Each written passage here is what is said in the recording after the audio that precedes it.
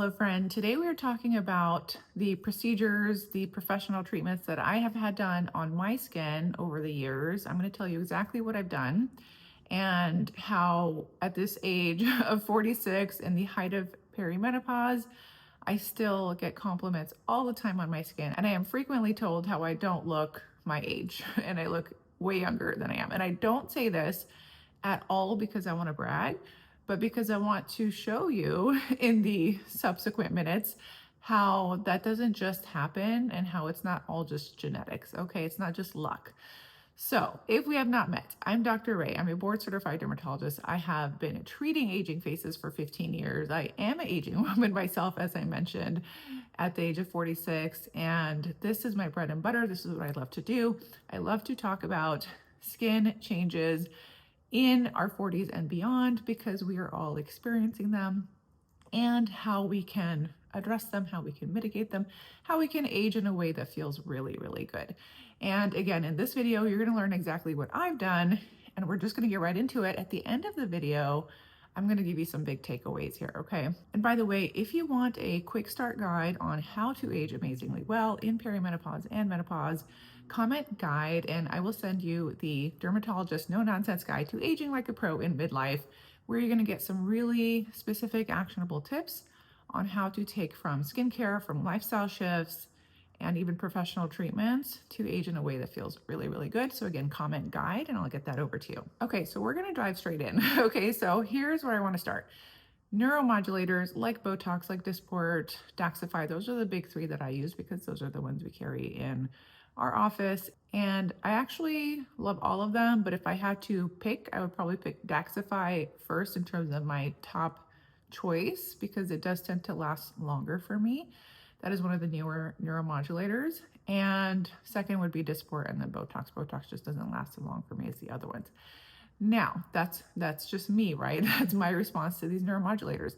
But I use these, and I've actually been doing them since my early 30s when I was in residency and after residency periodically. So when I went in my 30s, I was doing them maybe twice a year. And then as I entered my 40s, I went a little bit more frequently, maybe 3 times a year, 4 times a year on average max. Okay, so I use these in various parts of my face and even my neck. So typically I'm treating the forehead to prevent those horizontal forehead lines, and you won't see any here, and crow's feet, so around the eyes. I use it here to prevent those 11s from showing up. I really like it under the eye, just a drop under each eye to minimize and soften those horizontal creases that come under the eyes when we smile.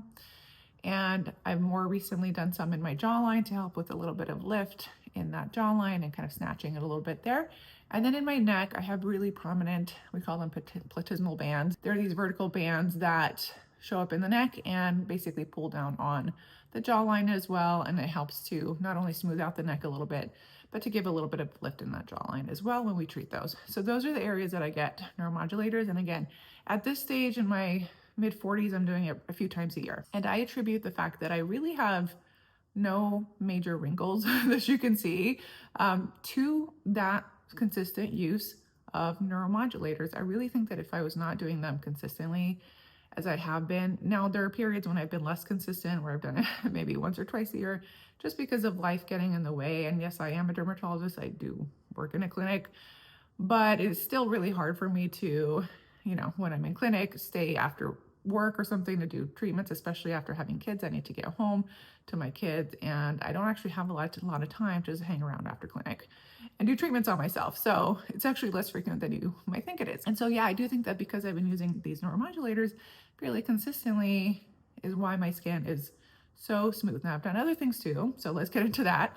The next one is microneedling. So microneedling is something that I did a lot more in my 30s, and I'm talking traditional microneedling, where it's just a handheld device with these fine needles at the end. We roll it over the skin and makes these little micro punctures. It stimulates collagen and just helps the skin texture. And I kind of consider it a great like collagen banking procedure to stimulate a bit more of collagen to slow down the aging process. It can also help if you have some fine lines, not really for deep wrinkles, I find, but for fine lines. And it can help reverse those a bit.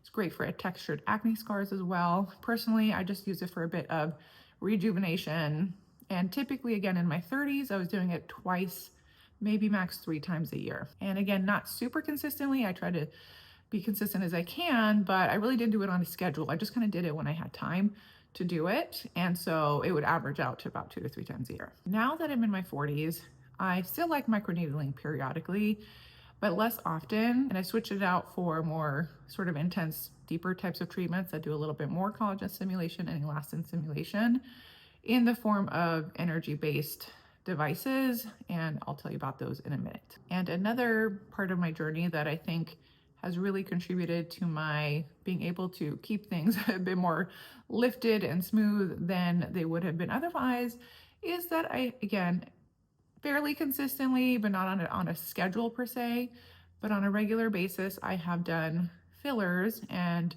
different a little bit in my 30s versus my 40s. So in my 30s, I was doing maybe a syringe or so every couple of years of hyaluronic acid filler. And then again, as I entered my 40s and things are accelerating a bit, the volume loss is accelerating, I'm seeing those changes coming on a bit more, I have upped that a bit to maybe once a year, okay? I also have worked in Sculptra as well in that time. Sculptra is a biostimulator. So fillers immediately volumize the tissues and add back that structure and support. Sculptra is an injectable as well, but it kind of does that slowly over time by stimulating your own collagen. So I've worked that in as well. I just kind of like the combination of both for my needs. I like that the Sculptra is a little bit more of a slow process.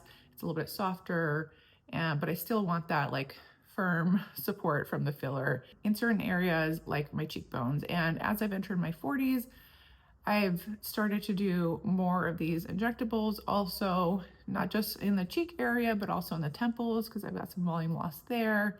And that actually contributes a lot to sagging and just kind of changing the shape of the face into a more aged face, away from a more youthful shape and structure. And I've also incorporated these injectables into the jawline as well, because I'm getting a bit of recession in that jawline. And that is very common as well. It happens as we age because our bone resorbs over time. We lose fat underneath the skin as well.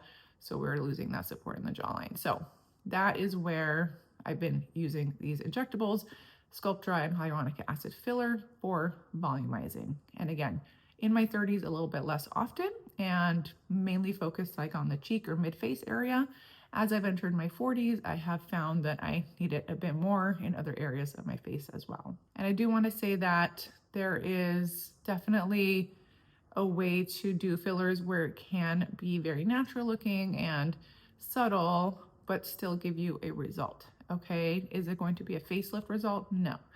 But there is a way to do fillers where it doesn't look unnatural, it doesn't look puffy, and you still see an improvement, you still see a difference, and you're still slowing down, very importantly, slowing down the volume loss and the sagging and jowling that's going to come. Okay, so this is where I really love fillers, and they do something that nothing else that we have at our disposal really does, which is revolumizing. Okay, now to those energy-based devices. So again, as I've entered my 40s, I have worked in a bit more radiofrequency microneedling, and also I've done a couple of other things which I'll tell you about. So radiofrequency microneedling, again, not on a schedule because I really find that hard because I'm in clinic, I'm working, and then I need to kind of get home to my babies. But when I can work it in, I do radiofrequency microneedling probably on average like 2 to 3 times a year, I would say, in my 40s. There definitely was a period in my very early 40s when I just became a mom and I really was not caring for myself as much, and I wasn't as consistent with these treatments, including the radiofrequency. But I would say definitely in the last several years, I've been a bit more consistent. And radiofrequency helps to, again, stimulate that collagen and elastin to preserve some of that tightness, that elasticity. And when you have sagging or jowling that is on the subtle or the mild side, which I did, I found that very useful, and it can be very useful in that situation to help reverse some of that. And again, it's not like a facelift type effect, and it really is most beneficial when you're also maintaining and restoring that volume, like I said, with fillers or biostimulators. But this can really be a useful tool to help us minimize sagging and jowling, and that's how I use it, okay? And then the other energy-based device that I have done is SoftWave. That is an ultrasound-based device. I did that when I was, I think, 44 years old, and I did one treatment. And along with, again, those fillers and biostimulators, I did see a result with a combination. Okay, I don't know that it was the SoftWave alone that did all of it. I really did both, and that's where I think I saw such a great result. However, it was part of the equation, right? And that's one thing I want to iterate to you right now, which is that there is no magic bullet when it comes to anti-aging. You're really going to get the best results when you're kind of pulling from the different tools that we have and addressing the different causes of aging, which is what I've been doing. And that's how you're going to get the best results, okay? One thing about SoftWave, I haven't done it again because it's a very painful procedure. Even with Pronox, which is like nitrous oxide, I still found it like barely tolerable. And so I told myself when I was doing it that I would never do it again when I was in the procedure. I don't know that I'll never do it again. I probably will do it again at some point, but I just haven't gotten back to it yet. I also have done a light ablative resurfacing laser, and I did that once. I did that when I was, I think, 43 years old, and I did that on my face and my neck and my chest. And I actually think that that made the biggest difference on my neck. Again, not by itself. I combined that along with neuromodulator, so like Botox, Dysport, Daxxify. I can't remember which one I did around that time, but I did that in the platysmal bands as well, along with a skin booster called Skin Vive. That's the one we have available here in the US, the Skin Vive. And skin boosters are injectable hyaluronic acids that are not like traditional fillers. They really just help to like plump up the skin and maybe stimulate a slight bit of collagen. So I did Skin Vive in the neck along with ablative resurfacing and some neuromodulator, and wow, that made a really big difference on my neck. It really smoothed out quite a bit. I had these really prominent horizontal bands, and it helped smooth those out quite a bit. Not that they're disappeared, but they were significantly better. And so actually I think I want to go for another round of that combo again pretty soon, because that was like 3 years ago. So I'm ready for another refresh there. But yeah, that made a huge difference on the neck. And then the ablative resurfacing just helped with kind of, again, collagen stimulation. And I did a mild setting, so it's not the type of setting where you're going to get a ton of tightening. Now, that's partly because of my skin tone.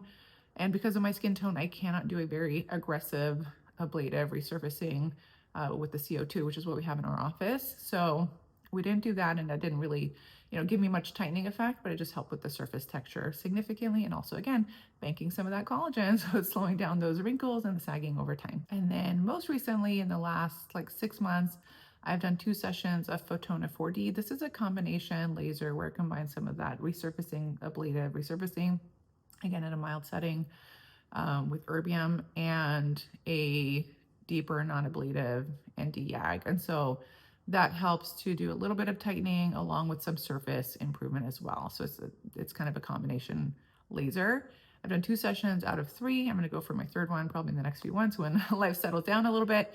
But yeah, that has also, again, helped a bit with doing a little bit of tightening, a little bit of helping with the jawline, laxity, and that's my purpose in doing this. I actually didn't really care much about the ablative portion in terms of the surface texture.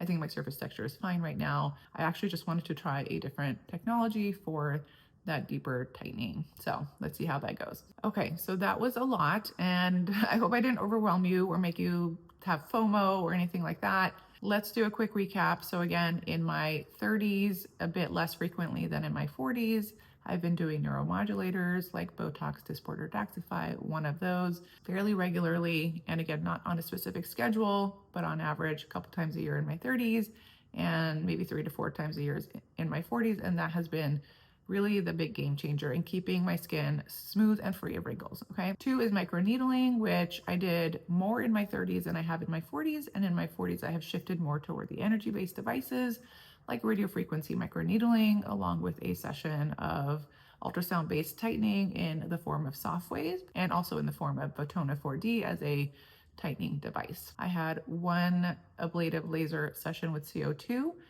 a few years ago on my face, neck, and chest. And for my neck, I found that along with the neuromodulator and Skin Vive, which is a skin booster, really made a huge difference in smoothing out the neck. And who could forget fillers, which again, not on a specific schedule, but on a regular basis, I have been doing since my 30s, very conservatively, small amounts at a time, like no more than a syringe typically at a time. And then in my 40s, I've done it more frequently, so maybe once a year. And I also incorporate Sculptra as well, maybe 1 to 2 vials a year there on average, right? So that is my story. That is my journey. Okay, and my biggest takeaways here. First is that my journey is not your journey. Okay, so your needs might be different from mine. Your priorities might be different from mine. Your budget might be different from mine, right? So we really want to take all of that into account when we're looking at what treatments you're pulling from to stay looking younger than you are, if that's what you want, or just maintaining your look and like kind of looking your age. Sometimes that's what people want. They don't want to look older than they are, right? So depending on what your goals are and your priorities and all of that, that is going to determine what your journey is and what procedures you do, right? So don't take this, everything I've told you, as a prescription for you. Okay, this is just my journey and I'm sharing it with you because I've been asked quite a bit about what I do, and so I thought it'd be useful to share here. And the second big takeaway is that this doesn't just happen, right? I don't get these compliments like, oh, you look so much younger than you are, when I tell people I'm 46. Oh, I'm so surprised. I don't get that just because. I actually have put in effort to that. I put in time, and I've been willing to prioritize myself and what is important to me. And yes, I am a bit vain. Yes, I do want to look younger than I am forever, not 20 years younger. I don't want to look like I'm in my 20s forever or anything like that. But I think 5 to 10 years younger than I am is kind of a sweet spot for me. And that's where I want to be. And that's what I'm putting effort into. Okay. So again, this doesn't just happen. I put work into it and effort into it. And not only that, I have taken really good care of my skin in terms of skincare and sun protection. Sun protection pretty much for the longest time. Skincare, there was a period of time, again, when I became a mom, like in my early 40s, and also COVID hit at that time as well. And I really was just not taking care of my skin. Like half the nights I would not wash my face and put on my skincare. Outside of that time period, I've been really diligent with skincare. And boy, when I did go from that like a couple of years where I was really not taking care of my skin to when I finally snapped out of it, woke up and was more diligent with skincare and, basically using the right products for my skin, washing my face every night, putting on my skincare, doing my skincare in the morning. I can't tell you how much of a difference that made in the texture, the tone, and the radiance of my skin. And I believe that that actually is the reason that I can skip makeup now. Like I don't wear makeup anymore. I just use a tinted sunscreen every day. I wear eye makeup, but I'm talking about like foundation or powder. I don't use that anymore, where I used to put it on every single day. Even when I go to work, I don't use it. And I really think that a major reason for that is because of my skincare routine. And I also am pretty conscious about how I treat myself and my body. So I'm not perfect at all by any means, okay? And again, there was a period of time where I was taking less care of myself in those early mom years and those COVID years, which are actually collided were the same time, where I was taking less care of myself. However, in general, I tend to eat healthy 80% of the time. I have a very big sweet tooth, but again, 80% of the time, I'm really aiming to put foods in my body that are good for my body and, nourish my body and my skin. I try to hydrate well. I manage my stress. I try to prioritize sleep most of the time. None of this is perfect. I'm talking most of the time. None of this has to be perfect, right? But again, all of that factors in too to what you're seeing today in front of you, right? And it really isn't just one thing that comes together to make someone look great for their age, right? It's all of these things. It is the lifestyle, it is the skincare, and very importantly, yes, the procedures, which we've been diving into detail here today. So the last big takeaway with that is that these things absolutely do make a difference. The procedures do make a difference. They do matter. And especially for someone who, if you have the same priorities that I have, which is, again, I like being told I look younger than I am. That is something that I want to happen. I like that feeling. You can call me vain, you can call me what you want, but that's how I am. Okay, so if you are someone like that as well, and you take pride in your skin and you want how you look outside to match how you feel inside, because I don't feel 46 inside, right? I feel at least 10 years younger than that, then these treatments really do make a difference, okay? Now, if you want help navigating the world of procedures beyond what you've gotten here, And you want more of a structured approach in terms of how to prioritize these treatments.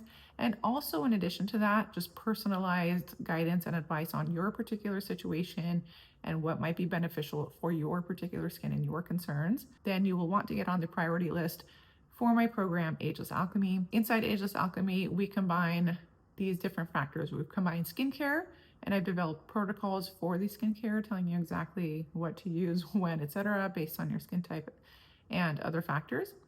And we combine lifestyle shifts as well, the things that I've talked about today and that I talk about on this channel all the time, and professional treatment guidance, very importantly, right? It's all part of the equation. And we do all that so that you can get results, so you can actually see a difference in your skin, so you can actually look younger in perimenopause and menopause if that's what you want, or just see an improvement in the quality of your skin and the radiance and the glowiness and the texture and the tone. And if you want to reverse wrinkles or reverse sagging, you're going to know how to do that. I'm going to help you through that. Okay. So this is a program where you not only get the structured protocols, but you also get access to me. We work together.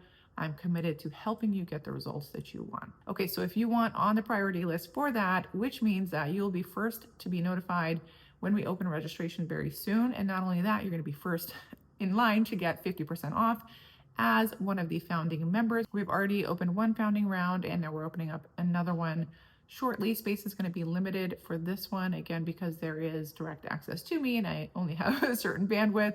I want to make sure I can serve you very well. And not only are you going to get first access, but you're going to get access to an exclusive bonus that is available for priority list members only. So to get on that list, comment Ageless and we will get you the link to sign up for the priority list. I'll also put it in the description box for this video below.